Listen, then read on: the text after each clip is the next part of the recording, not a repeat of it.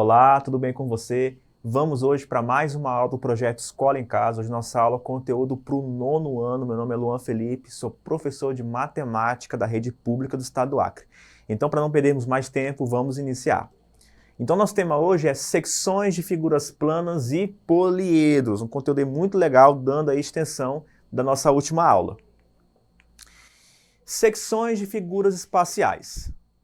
As figuras geométricas espaciais possuem naturalmente 3 dimensões: comprimento, largura e altura. Quando você mede uma caixa de leite, por exemplo, você pode pensar como uma figura espacial, você pode pensar em 3 medidas para ela: o comprimento da base, a largura da base e a altura da caixa. Informalmente, a gente caracteriza figuras espaciais como aquelas em que a gente pode enxergar uma profundidade, o que você não consegue fazer quando você está visualizando uma folha de papel, ou seja, você está com uma figura plana, você não consegue enxergar fundo. Por exemplo, você não consegue enxergar um fundo para esse retângulo aqui, ó.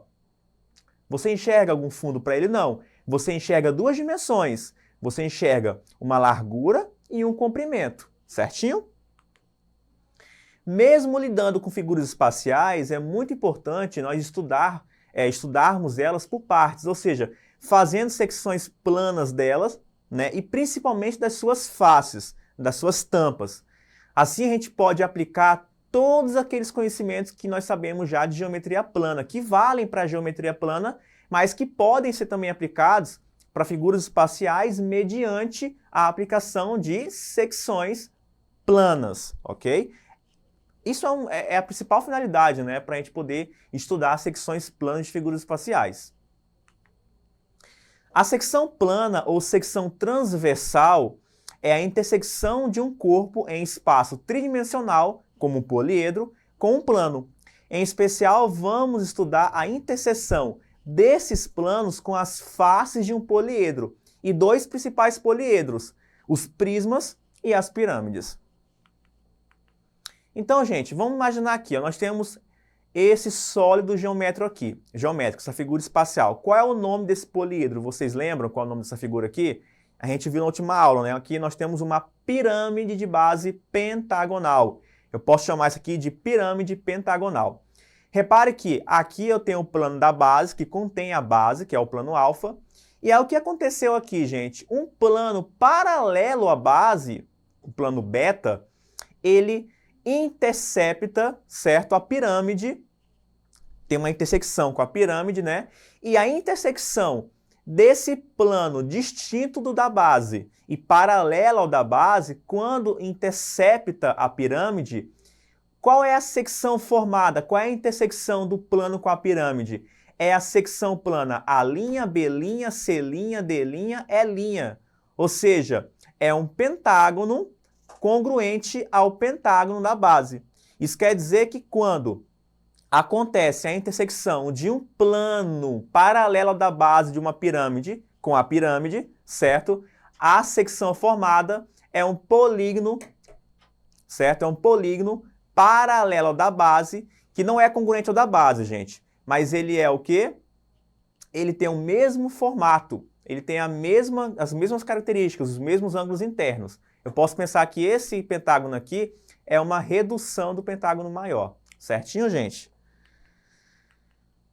Então aqui já está o que eu falei para vocês, né? Observe na imagem ao lado que a intersecção do plano beta com a pirâmide gera uma secção plana, que no caso seria o pentágono A', B', C', D', E'. Esse pentágono, no caso, tem as mesmas características do da base, exceto que os seus lados têm medidas menores. Aqui nós temos, gente, um cubo, um hexaedro, melhor dizendo, que é intersectado por um plano que contém a sua face. Então aqui a intersecção desse plano com uma face do cubo, do hexaedro, melhor dizendo, né, qual é a intersecção? É a própria face, que seria, no caso, né, um quadrado. Então aqui, gente, ó, a intersecção de um plano com cada superfície lateral de um cubo forma um quadrado. Assim dizemos que as faces de um cubo são quadradas. Então, por exemplo, quando eu faço a intersecção de uma pirâmide com qualquer plano que contenha suas faces laterais, a secção plana vão ser triângulos. Quando eu pego prismas, né, que você viu na última aula, e eu faço a intersecção dele com planos que contêm as suas faces laterais, no caso dos prismas, essas secções geradas vão ser paralelogramas, certo? Secções planas. Gente, agora vamos estudar a intersecção de planos com corpos redondos. Aqui eu tenho a intersecção de um cilindro com o plano alfa, que é paralelo aos planos que contêm as suas bases. Você já notou qual é a região formada, qual é a secção formada?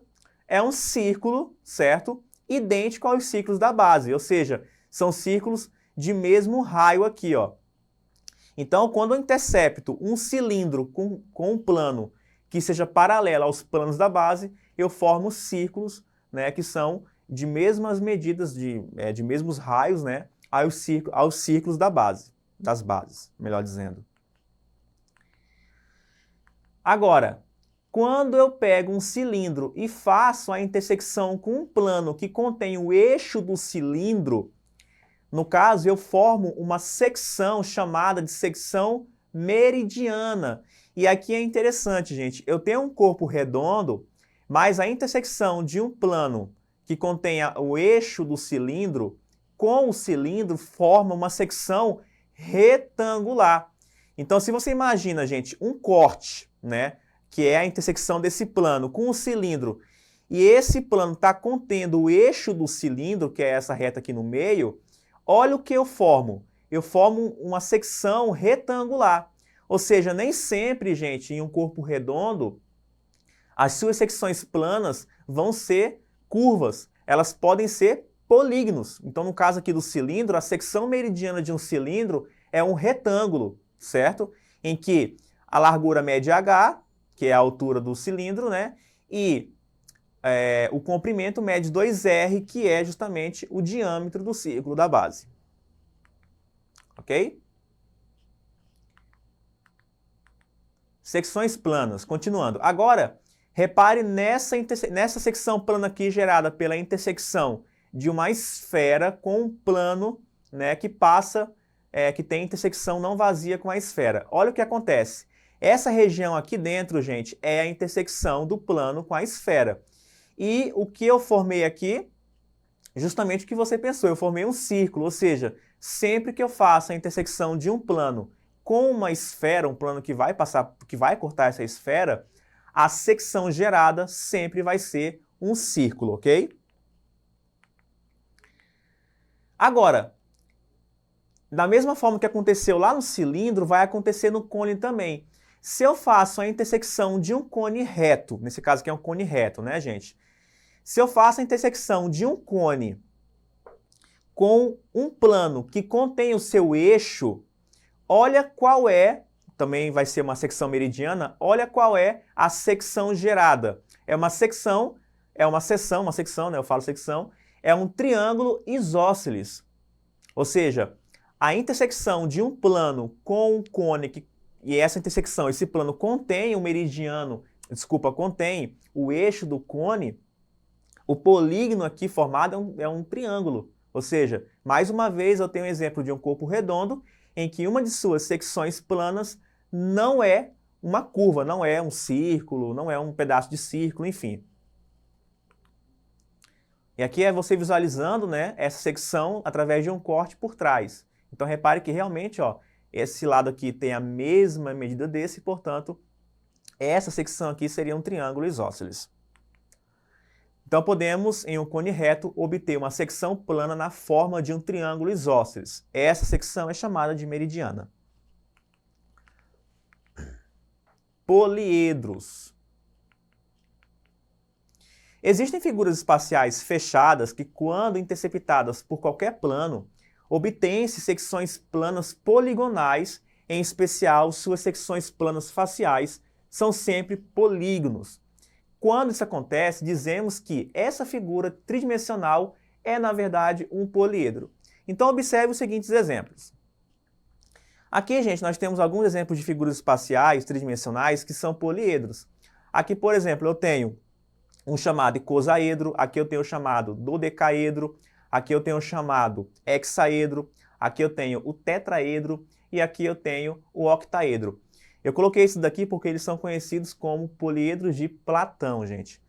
Mas olha o que há de especial, né? Por exemplo, a superfície do poliedro azul, que é o tetraedro, né? Ela possui 4 faces triangulares, ou seja, todas as faces são polígonos. Se eu pego, por exemplo, a superfície do poliedro vermelho, que eu falei que é o icosaedro, ele é formado também por 20 faces triangulares, ou seja, todas as faces são polígonos. Se eu pegar, por exemplo, aqui o hexaedro, ele é formado por 6 faces retangulares, certo? Isso, no caso, eu tenho aí todas as faces poligonais.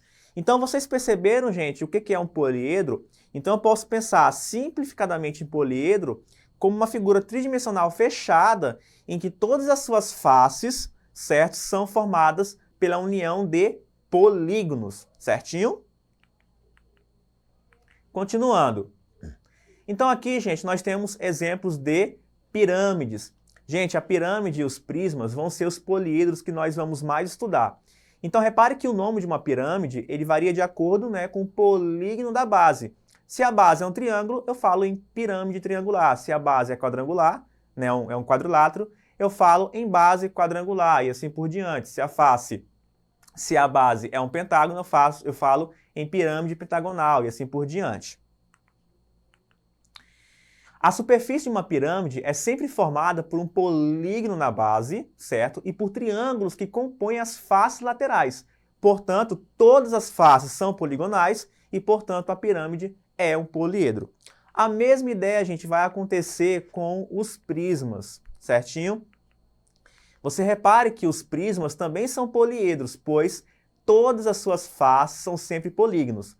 Nos prismas, qualquer face lateral é sempre um paralelograma.